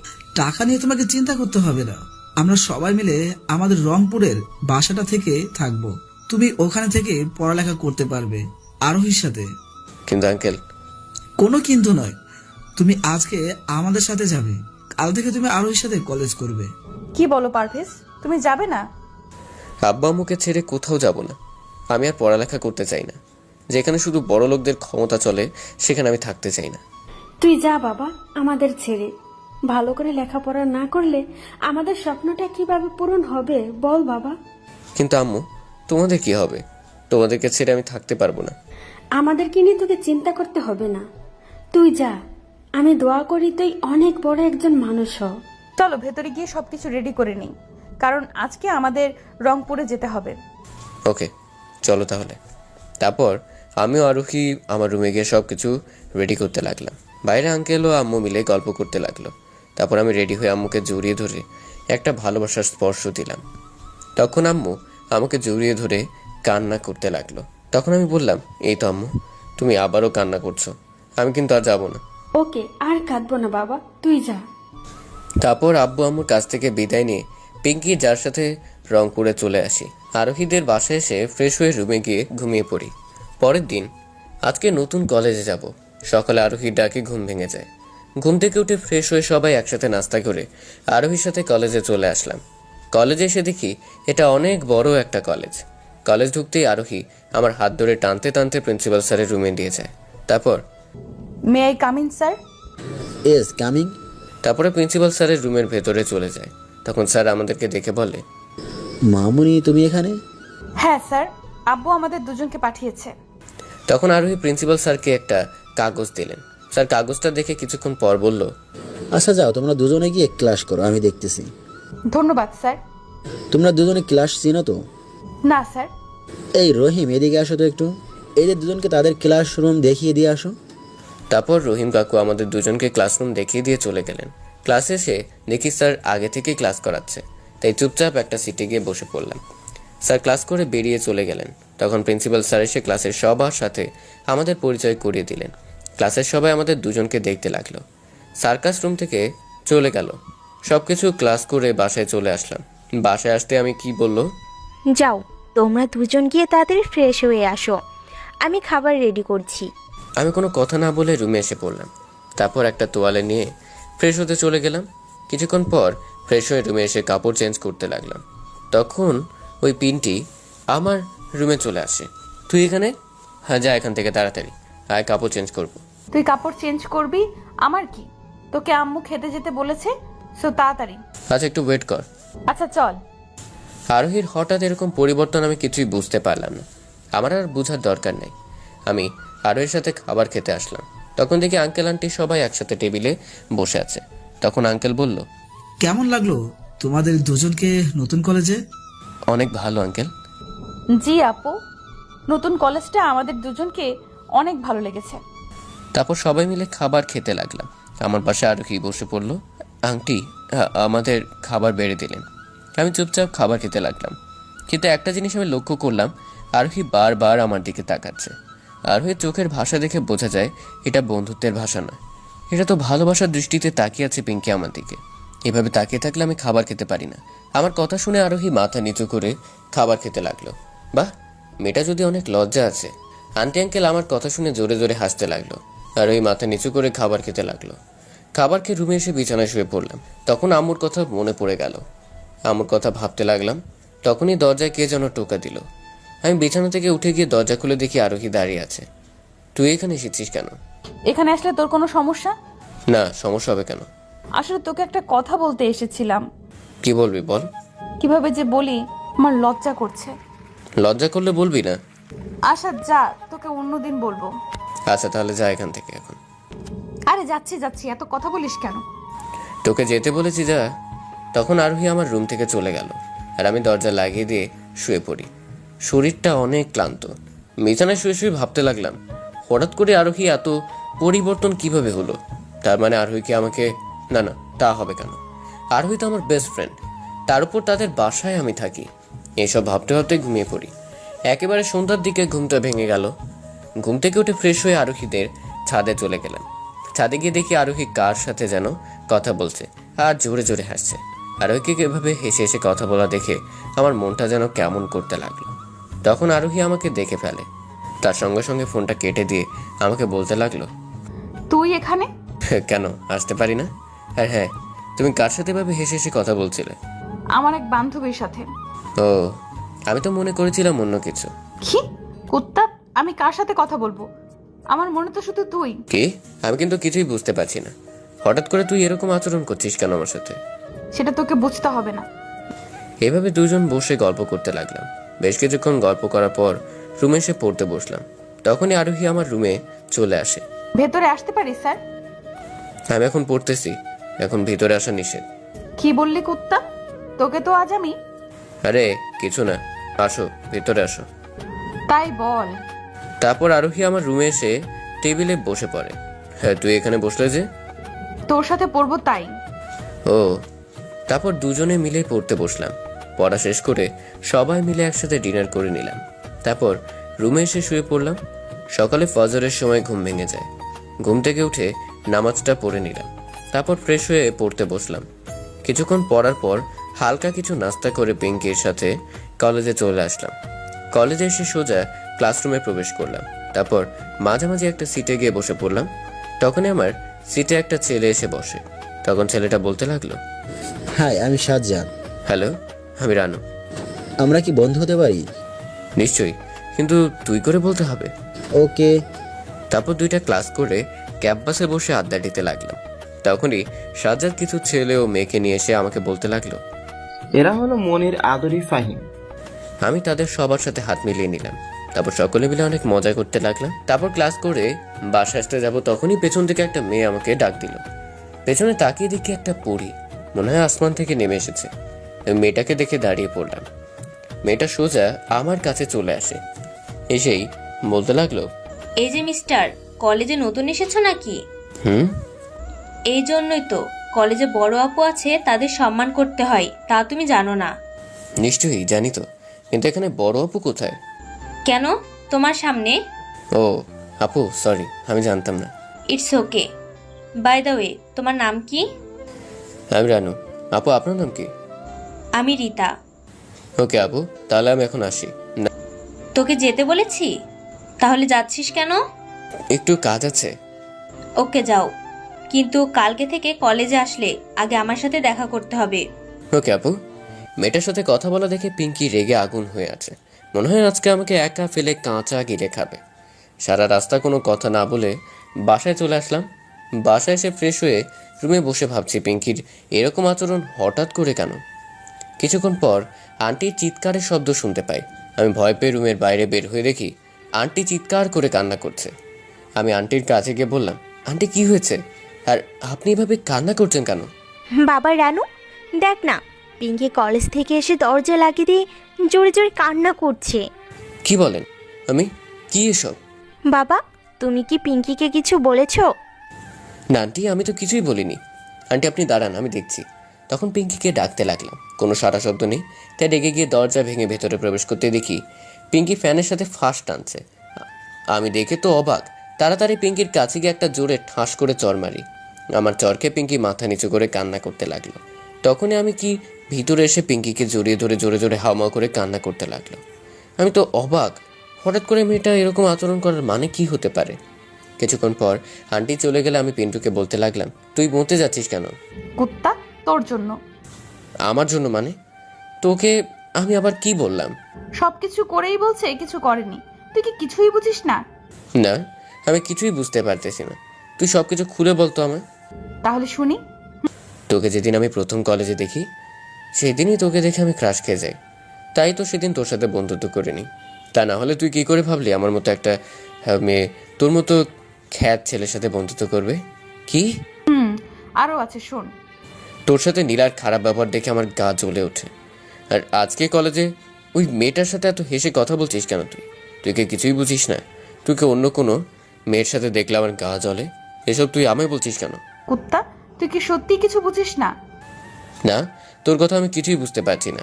দূর হও আমার সামনে থেকে, আর কখনো যেন তোর মুখ আমি না দেখি। সত্যি বলছি, আমি কিছুই বুঝতেছি না তোর কথা। কুত্তা, আমি তোকে অনেক অনেক ভালোবাসি। I love you. আর এর কথা শুনে তো আমি অবাক। কি বলছো তুমি এসব? তোর মাথা ঠিক আছে? আমি গরিব, ঠিকমতো নিজের খাবারের জন্য টাকা রোজগার করতে পারি না। আমার টাকা, বাড়ি, গাড়ি কিছুই লাগবে না, শুধু তোকে চাই। সম্ভব না। তারপর আরও কি যা বললো তা শুনে আমি মোটেও প্রস্তুত ছিলাম না। কেন সম্ভব না? আমরা বড়লোক বলে কি মানুষ না? সেটা কখন বললাম? কিন্তু তোর সাথে আমার সাজে না। আমি কিছু শুনতে চাই না, আমি শুধু তোকে চাই। সেটা পরে দেখা যাবে, এখন চলো খেয়ে আসি। না, আমি কিছুই খাবো না। কেন খাবে না? আগে বল তুই আমায় ভালোবাসিস, তাহলে খাবো। তা না হলে আমি না খেয়ে মরে যাব। আচ্ছা চল, আমাকে কয়েকদিন সময় দে, ভেবে তোকে বলবো। আসলে এই কয়েকদিনে আরোহীর প্রতি আমি অনেকটা দুর্বল হয়ে পড়ি। আমি আরোহীকে ভালোবেসে ফেলেছি। তারপর আরোহীকে নিচে নিয়ে এসে দুজনে একসাথে খাবার খেয়ে নিলাম। তারপর রুমে এসে আরোহীর কথা ভাবতে লাগলাম। তখনই কেউ একজন ফোন করে। ফোন হাতে নিয়ে স্ক্রিনের দিকে তাকিয়ে দেখি আব্বু ফোন করেছে। হ্যাঁ আব্বু বলো, কেমন আছো তোমরা সবাই? এই তো ভালো আছি, তবে তোর আম্মুর শরীরটা তেমন একটা ভালো না। কি হয়েছে আম্মুর? অনেক সিরিয়াস কিছু নাকি? না তেমন কিছু না, তুই রংপুর যাওয়ার পর থেকে তোর আম্মু শুধু কান্না করে, ঠিকমতো খাবার খায় না, না খেয়ে খেয়ে তোর আম্মুর অনেক অসুস্থ হয়ে পড়ছে। আব্বু তুমি আম্মুর কাছে মোবাইলটা দাও। আব্বু আমার কাছে মোবাইলটা দিল। হ্যাঁ আমি শুনলাম তুমি নাকি আমার জন্য কান্না করছো। না রে বাবা, এমনিতেই। আসলে তুমি যাবার পর থেকে বাইরে কেন জানি ফাঁকা ফাঁকা লাগে। এভাবে আম্মু আম্মুর সাথে আরও কিছুক্ষণ কথা বলতে লাগলাম। তারপর ভাবতে লাগলাম এখানে বসে না থেকে একটা টিউশনে খুঁজতে হবে। একদিকে নিজের হাত খরচ হবে, অন্যদিকে বাড়িতে কিছু দিতে পারবো। তারপর ফ্রেশ হয়ে রুমে চলে আসি। কিছুক্ষণ পর পড়তে বসি। পড়া শেষ করে সবাই একসাথে ডিনার করে নিলাম। তারপর সাদেকি আকাশের তারা দেখতে লাগলাম। জ্যোৎস্নার রাত অনেক ভালো লাগছিল আমায়। তখন একটা গান মনে পড়লো, তাই মনের আনন্দে গান গাইতে লাগলাম। তখন এর পিছনে হাততালির শব্দ শুনতে পাই। পেছনে তাকিয়ে দেখি আরোহী চলে এসেছে। তখন আরোহী বলল, বাবা, তুই তো ভালো গান গাইতে পারিস। এই তো একটু একটু। বিয়ের পর কিন্তু প্রতি রাতে আমাকে গান শোনাতে হবে। কি? আরোহী লজ্জা পেয়ে সেখান থেকে চলে গেল। আমিও ছাদে না থেকে নিচে এসে ফ্রেশ হয়ে রুমে গিয়ে শুয়ে পড়লাম। ফজরের সময় ঘুমটা ভেঙে যায়, তাই ঘুম থেকে উঠে নামাজটা আদায় করে নিলাম। তারপর কিছুক্ষণ ব্যায়াম করে পড়তে বসলাম। পড়া শেষ করে হালকা হালকা কিছু নাস্তা করে কলেজে চলে আসলাম। কলেজে আসতেই রীতা আপু আমার কাছে দৌড়ে চলে আসলো। আমি আরোহীর দিকে তাকিয়ে রাগে ফুঁসছে। তখন রীতা আপু বলল, এই যে মিস্টার, এত সময় লাগে কলেজে আসতে? সে কখন থেকে তোমার জন্য দাঁড়িয়ে আছি। সময় লাগে মানে বুঝলাম না। আমি ঠিক সময় তো এসেছি কলেজে। দেখতেই তো পেলাম। তা এই মেয়েটা কে? ওহো, ভুলে গেছিলাম। ও হ্যালো, আরোহী আমার বেস্ট ফ্রেন্ড। তাই? শুধুই কি বেস্ট ফ্রেন্ড, না অন্য কিছু? শুধু বেস্ট ফ্রেন্ড হবে কেন? আমরা দুজন দুজনকে ভালোবাসি। কি? হ্যাঁ আপু। আরোহীর কথা শুনে আমি 480 ভোল্টের শক খেলাম। যাক, কলেজে ক্লাস করে বাসায় চলে আসলাম। তারপর রুমে গিয়ে ফ্রেশ হয়ে একটা টিউশনে খুঁজতে লাগলাম। বেশ কিছুক্ষণ খোঁজার পর একটা টিউশনি পেয়ে গেলাম। আগামীকাল থেকে টিউশনি করাতে হবে। তারপর একা একা বাসায় চলে আসলাম। বাসায় আসতে সন্ধ্যা হয়ে যায়। বাসায় এসে দেখি আঙ্কেল আন্টি ও আরও কিছু আত্মীয় স্বজন বসে গল্প করছে। আমিও তাদের সাথে গল্প করে ডিনার করে রুমে এসে বসে পড়তে লাগলাম। বেশ ভালো, ইলেকট্রিকের আলোতে পড়তে অনেক ভালো লাগছে। বাইরে লক্ষ্য করলাম আরোহী আমার রুমের পাশে ঘুরঘুর করছে। আমি অন্য কোনো দিকে মনোযোগ না দিয়ে মন লাগিয়ে পড়তে লাগলাম। কিছুক্ষণ পড়ার পর আমি শুয়ে পড়লাম। দরজা লাগাতে ভুলে গেছি। কিছুক্ষণ পর আমি বুঝতে পারলাম আমার চোখে মুখে কিস করছে কেউ একজন। চোখ মেরে দেখি এটা আরোহী আমার সাথে শারীরিক সম্পর্কে লিপ্ত হওয়ার চেষ্টা করছে। আমি এবার তাড়াতাড়ি উঠে আরোহীকে সোজা এক ধাক্কা দিলাম। এসব কি হচ্ছে শুনি? না না মানে কি মানে? না না মানে এটা করলে তো তোমারও চাহিদা মিটবে আর আমারও। কি? তুমি কি ভুলে গেছো এখন আমাদের বিয়ে হয়নি? বিয়ে হয়নি তো কি হয়েছে, একদিন তো হবেই। আমি পারবো না, এসব ভুলভাল ধারণা মাথা থেকে বাদ দিয়ে দাও। না, তোকে পারতেই হবে। আমার চাহিদা আমাকে মেটাতে দে। ছি ছি ছি আরোহী, তুই এতটা খারাপ আমি আগে ভাবতে পারিনি। তুই শুধু আমাকে শারীরিক সম্পর্ক করার জন্য ব্যবহার করেছিস। জি, তাতে কি হয়েছে? এতে তো তুইও সুখ পাবি আর আমিও। তোমার মাথা ঠিক আছে? এখন আমাদের বিয়ে হয়নি, আর বিয়ের আগে এসব করা জায়েজ না। তাহলে কালকেই বিয়ে করব? কি? হ্যাঁ, রেডি থেকো। তারপর আরোহী আমার রুম থেকে চলে গেল। আমি ভাবতে লাগলাম, মেয়েটা এসব কি করছে? আরোহীর মাথা ঠিক আছে তো? এইসব ভাবতে ভাবতে কখন যে ঘুমিয়ে পড়ি নিজেও জানি না। সকালে ঘুম থেকে উঠে যা শুনলাম তার জন্য আমি মোটেও প্রস্তুত ছিলাম না। সকালে ঘুম ভেঙে যায় আঙ্কেলের ডাকে। বিছানা থেকে উঠে চোখ কচলাতে কচলাতে বললাম, হ্যাঁ জি আঙ্কেল বলুন। বাবা, তোমাকে একটা কথা বলার ছিল। নিশ্চয়ই আঙ্কেল, বলুন কি বলবেন। আচ্ছা বলছি, বাবা, আরোহী তোমাকে অনেক অনেক ভালোবাসে, সেটা আমরা সকলে জানি। তাই চাচ্ছি আজকে তোমাদের বিয়েটা দিতে। কি? কিন্তু আঙ্কেল। কোনো কিন্তু নয়। তুমি মনে করো তোমার আব্বু কথাগুলো বললো, তুমি কি কখনো তোমার আব্বুর কথা রাখতে পারবে? আঙ্কেল কথাগুলো বলে চলে গেলেন। আমি ভ্যাবাজেকা খেয়ে বিছানায় বসে পড়লাম। তখন আরোহী একটা নীল শাড়ি পরে আমার রুমে চলে আসে। আমি তো দেখেই হা হয়ে আছি। এত সুন্দর একটা মেয়ে কি করে হতে পারে? তাকে দেখে ক্রাশ খেয়ে যায়। তখন আরোহী বলে উঠল, আজকে আমাদের বিয়ে, রেডি থেকো। আব্বু কাজে আনতে গেছে। কি? হ্যাঁ, তাড়াতাড়ি রেডি হয়ে নে। না, আমি বিয়ে করতে পারবো না। তুই না করলে তোর বাপ করবে বিয়ে? জান, আমার আব্বুকে গিয়ে বিয়ে করুন। আর কিছু বলতে না দিয়ে আরোহী আমার হাত ধরে টেনে ওয়াশরুমে নিয়ে যায়। তারপর ফিরে এসে নিচে গিয়ে দেখি সবাই বসে গল্প করছে। সামনে তাকিয়ে দেখি আব্বু আম্মু চলে আসে। আব্বু আম্মু কখন এলো আমি কোনো কিছুই মিলাতে পারছি না। আমি নিচে গিয়ে আম্মুকে জড়িয়ে ধরে জোরে কান্না করতে লাগলাম। তখন আম্মুকে বললাম, আম্মু আমি বিয়ে করতে পারবো না। কেন রে বাবা? মেয়েটা তো দেখতে শুনতে অনেক সুন্দরী, তার উপর মেয়েটা তো তোকে অনেক ভালোবাসে। আমি এরকম একটা মেয়েকে তো আমার ঘরের বউ করে নিয়ে যেতে চেয়েছিলাম। তবুও আম্মু আমার পক্ষে বিয়ে করা সম্ভব নয়। তুই যদি বিয়ে না করিস তাহলে আমার মরা মুখ দেখবি। না আম্মু, তুমি এমন কথা বলো না, আমি বিয়ে করব। অবশেষে আম্মুর মুখের দিকে তাকিয়ে আরোহীকে বিয়ে করে নিলাম। বাসরটা আজ আমার। আমি রুমে ঢুকতে চাচ্ছি না, কিন্তু আমাকে যে ঢুকতেই হবে। আমি এবার আমার রুমে ঢুকে গেলাম। তারপর আরোহীর সামনে গিয়ে বসে পড়লাম। আমি আরোহীর দিকে কিছুক্ষণ তাকিয়ে থেকে আবারও টাসকে গেলাম। লাল শাড়ি পরে একটা ঘুমটা বাঁধায় দিয়ে বসে আছে। অনেক সুন্দর লাগছে আরোহীকে। আরোহীর মুখের দিকে তাকিয়ে দেখি মিট মিট করে হাসতে লাগলো। আমি কোনো সাড়া না দিয়ে একপাশে শুয়ে পড়লাম। গভীর রাতে আমার ঘুম ভেঙে যায়। তখন শরীরের উপর কিছু একটা ভারী জিনিস অনুভব করতে লাগলাম। চোখ খুলে দেখি আরোহী আমার উপর শুয়ে আছে।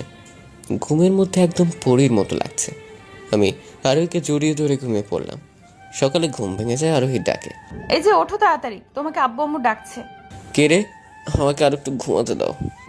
হ্যাঁ, ঘুমিয়ে থাক, তাড়াতাড়ি উঠবি, না হলে পানি ঢেলে দিব। উঠতেছি, দাঁড়াও। তাড়াতাড়ি।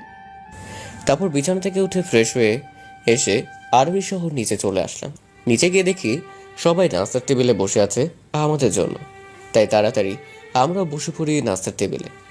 তারপর সকলে মিলে একসাথে নাস্তা করে নিই। তখন আম্মু বলল, আরোহী মামনি, মিজু সহ আমাদের বাসায় চলো আজকে। যাও, গিয়ে ঘুরে আসো।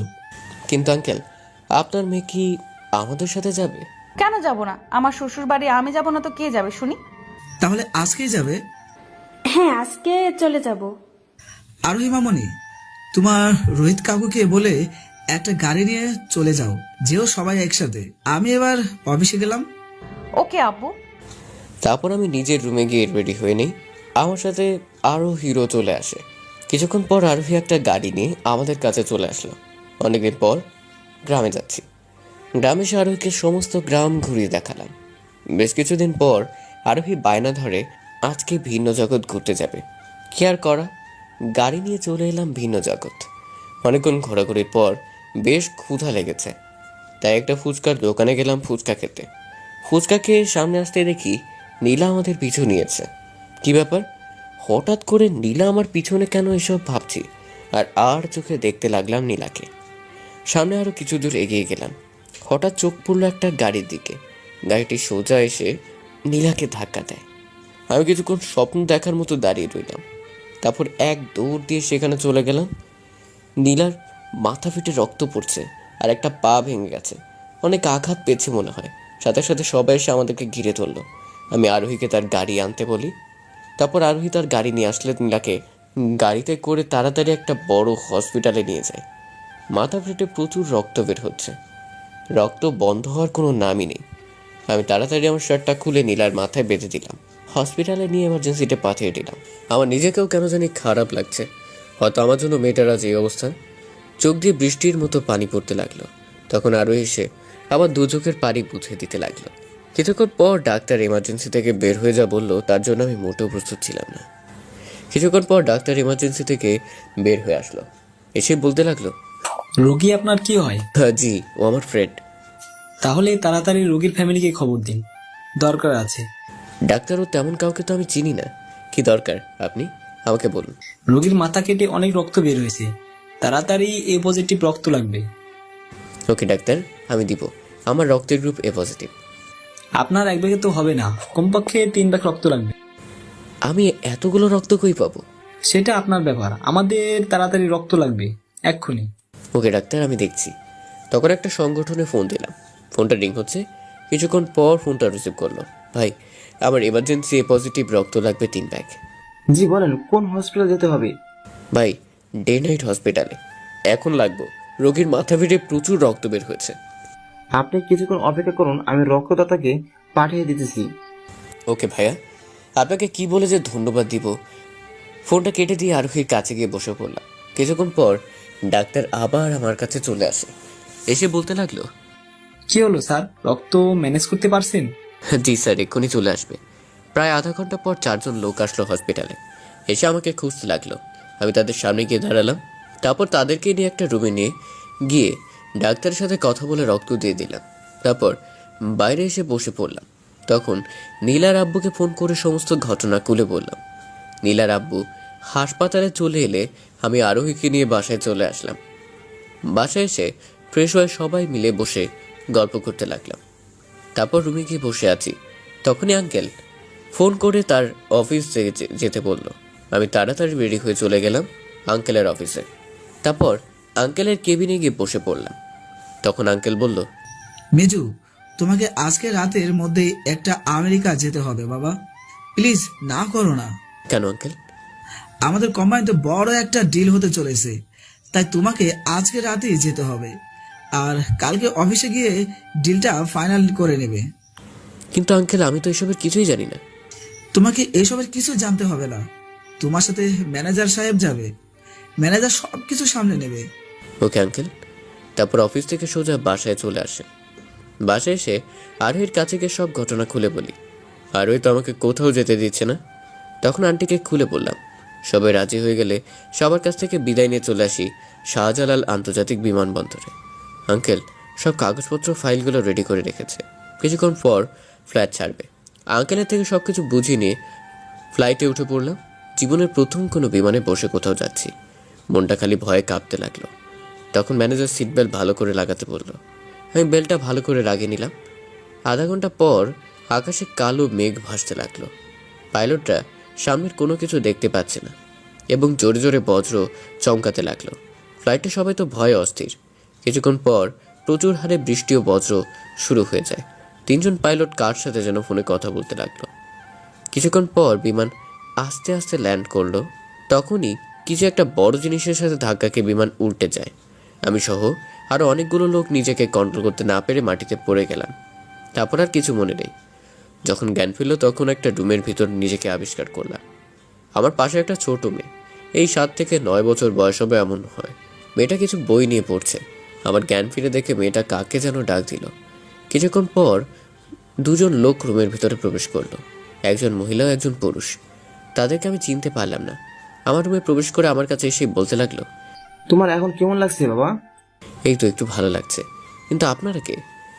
আপনাদেরকে তো ঠিক চিনতে পারলাম না। আমি কবির চৌধুরী, এই ব্যাংকের জিএম। আমাকে তুমি আঙ্কেল বলে ডাকো। আমি এখানে কেন? আমার নাম কি? বাবা, তোমার নাম তো আমরা জানি না। তুমি আজ 2 বছর ধরে কোমায় ছিলে। কি 2 বছর ধরে কোমায়? জি বাবা, একদিন প্রচন্ড বৃষ্টি পড়ছিল, অফিস থেকে বাসায় আসতে অনেক রাত হয়ে যায়। বাসায় আসার সময় তোমাকে একটা পাহাড়ের পাশে পাই। তোমার মাথা ফেটে গল গল করে রক্ত বের। আমি তোমাকে তাড়াতাড়ি গাইড করে বাসায় নিয়ে আসি। তারপর আঙ্কেল, আমার কিছুই মনে পড়ছে না। যতদিন না কিছু মনে পড়ছে ততদিন কি এখানে থাকতে পারি? নিশ্চয়, আমাদের কোনো ছেলে নেই, আজকে থেকে তুমি আমাদের ছেলে। কি বলছো বাবা তুমি? আমাদের বাসায় থাকবে, এ তো আমাদের সৌভাগ্য। সেই ছোট মেয়েটিকে উদ্দেশ্য করে, আঙ্কেল এই মেয়েটিকে তো চিনতে পারলাম না। মেয়েটি কে? ও ভালো মারিয়া, আমার একমাত্র মেয়ে, এবার ক্লাস 7-এ পড়ে। তখন মেয়েটা আমার কাছে এসে বলল, আজ থেকে তুমি আমার বড় ভাই। আচ্ছা বাবা, তুমি ফ্রেশ হয়ে নাস্তা করে নিও, আমি অফিসে চলে গেলাম। আচ্ছা আঙ্কেল। তারপর আঙ্কেল আন্টি আমার রুম থেকে চলে গেল। আমি ওয়াশরুমে গিয়ে ফ্রেশ হয়ে নিলাম। তারপর রুমে এসে কাপড় চেঞ্জ করতে লাগলাম। তখনই মারিয়া আমার কাছে চলে আসে। মারিয়া এসে আমাকে নিয়ে নিচে চলে যায়। তারপর মারিয়া, আমি, আন্টি সবাই মিলে একসাথে বসে নাস্তা করে নিলাম। আমার মাথাটা যেন প্রচণ্ড ব্যথা করছে। নাস্তার টেবিলে উল্টে পড়ে যায়। বিকালের দিকে চোখ মেলে দেখি ডাক্তার আমার পাশে বসে আছে। মাথাটাও কেন জানি প্রচণ্ড ব্যথা করছে। তাই একটু নড়ে চড়ে উঠে বসে ডাক্তারকে বলতে লাগলাম, ডাক্তার সাহেব আপনি এখানে কেন? তোমার আম্মু আমাকে ফোন করে আসতে বলে, আর সেই 4 ঘন্টা থেকে এখানে বসে আছি তোমার জন্য। কি 4 ঘন্টা আমাকে ডাকতে পারেননি? তোমার আম্মু ডাকতে মানা করেছিল। তখন আন্টি মারিয়াকে নিয়ে রুমের ভেতর চলে আসে। এসে বলতে লাগলো, বাবা এখন কেমন লাগছে তোমার? এই তো আন্টি, একটু ভালো লাগছে, কিন্তু কেন জানি মাথাটা ব্যথা করছে অনেক। ডক্টর সাহেব, আপনি আমার ছেলেকে ভালো করে দেখুন, কি সমস্যা হয়েছে। ওকে, আমি দেখতাছি। তখন ডাক্তার আমাকে চেক আপ করতে লাগলো। মাথাটা প্রচণ্ড ব্যথার কারণে আমি ঠিকমতো বসে থাকতে পারলাম না। তখন আমি ডাক্তারকে বললাম, ডাক্তার সাহেব আমার মাথাটা কেন জানি প্রচণ্ড ব্যথা করছে, আমি আর এখানে বসে থাকতে পারবো না। ওয়েট, আমি দেখতাছি তো কি সমস্যা। তখন ডক্টর আমার মাথায় হাত দিয়ে দেখে আমার মাথায় 38টা সেলাই করা, এবং সেলাইগুলো মাথার মাঝামাঝি জায়গায়। ডাক্তার আমার সমস্ত শরীর পরীক্ষা করে নিল। কোন জায়গায় কোনো সমস্যা নেই, শুধু মাথায় সেলাইয়ের জন্য একটু সমস্যা। এই ব্যাপার, তোমার মাথা তো অনেক জায়গায় কেটে গিয়েছিল, তোমার কি কিছু মনে আছে? ডাক্তার আমার কিছুই মনে পড়ছে না। মাথায় বেশি আঘাত পাওয়ার কারণে তোমার সমস্ত স্মৃতিশক্তি হারিয়ে গেছে মনে হয়। আমি এই ট্যাবলেটগুলো লিখে দিলাম, খেয়ে নিও। ডাক্তার আমার স্মৃতিশক্তি কি কখনো ফিরে আসবে না? সেটা আল্লাহ ভালো জানে, তুমি সবকিছু ধীরে ধীরে মনে করার চেষ্টা করো। তারপর ডাক্তার আমাকে একটা প্রেসক্রিপশন দিয়ে চলে গেল। আমি প্রেসক্রিপশন হাতে নিয়ে বসে থাকলাম। তখন আন্টি বলে উঠলো, বাবা তোমার নাম কি কিছু মনে পড়ে? হ্যাঁ না আন্টি, আমার কিছুই মনে নেই। আচ্ছা, আজকের পর থেকে তোমাকে আমরা মাহমুদ বলে ডাকবো, তোমার কি কোনো অসুবিধা হবে? না আন্টি, আমার কোনো অসুবিধা হবে না। প্লিজ বাবা, আমাদেরকে পর ভেবো না, আজকে পর থেকে আমাকে আম্মু বলে ডাকবে। Okay aunty. আবার? আচ্ছা ওকে আম্মু, এবার ঠিক আছে। তারপর আন্টি মারিয়া আমার রুম থেকে চলে গেল। আমি বিছানায় বসে ভাবতে লাগলাম, কে আমি, কি আমার পরিচয়, আর লোকগুলো বাকে, পৃথিবীতে এনাদের মতো লোক আজও বেঁচে আছে, এইসব ভাবতে লাগলাম। তখন মারিয়া আমার রুমে আবার চলে আসে। এসেই বলতে লাগলো, ভাইয়া আম্মু তোমাকে নিচে ডাকতেছে। কেন রে ছোট বোন? কেন আবার? তুমি তো দুপুর থেকে কিছু খাওনি, তাই আম্মু খাবার খেতে ডাকতেছে। ও আচ্ছা, তুই নিচে চলে যা, আমি আসতেছি। তখন মারিয়া নিচে চলে গেল। আমি ওয়াশরুমে গিয়ে ফ্রেশ হয়ে নিচে গিয়ে খাবার খেয়ে নিলাম। তারপর আমাকে বললাম, আম্মু আমার কিছু টাকা লাগবে। কি বলছো বাবা, কিছু টাকা কেন? আমাদের তো যা কিছু আছে সবই তোমার। আমার সব কিছু লাগবে না, কিছু টাকা হলেই হবে। এই নাও 50,000 টাকা, তোমার যা লাগে সব কিছু কিনে নিয়ে আসো। ধন্যবাদ আম্মু। ধন্যবাদ দিতে হবে না, তুমি একা একা শহরটাকে ঘুরতে পারবে, তা না হলে মারিয়াকে নিয়ে যেতে পারো। মারিয়া তোমাকে পুরো শহরটা ঘুরে দেখাবে। মারিয়া মামুনি, তোমার ভাইয়াকে পুরো শহরটা ঘুরে দেখাবে তো? নিশ্চয়ই আম্মু। আম্মু, আমি কিন্তু ভাইয়াকে নিয়ে শপিং করতে যাব। তোর যা মন চাই। তারপর আমি নিজের রুমে গিয়ে ফ্রেশ হয়ে নিলাম। তারপর নিচে এসে একটা গাড়ি নিয়ে বের হলাম। মারিয়া আমার সাথেই আছে। মারিয়াকে নিয়ে আগে একটা বড় মেডিসিন দোকানে গিয়ে সবগুলো মেডিসিন কিনে নিলাম। তারপর দুজনে কিছুক্ষণ ঘোরাঘুরি করলাম। তখন মারিয়া বলে, ভাইয়া আমি কিছু শপিং করব। আচ্ছা চলো, ড্রাইভার গাড়ি এখানকার একটা বড় শপিং মলে নিয়ে যাও, আমরা কিছু শপিং করব। তারপর ড্রাইভার গাড়ি চালাতে লাগলো। আমি গাড়িতে বসে মারিয়াকে বলতে লাগলাম, মারিয়া ছোট বোন আমার, এই দেশটার নাম কি? ভাইয়া তুমি কি চোখে দেখতে পারো না? রাস্তার আশেপাশে কতগুলো সাইনবোর্ড। এই দেশটার নাম মালয়েশিয়া। আর হ্যাঁ, আমরা যেখানে আছি এই জায়গাটার নাম কুয়ালালামপুর।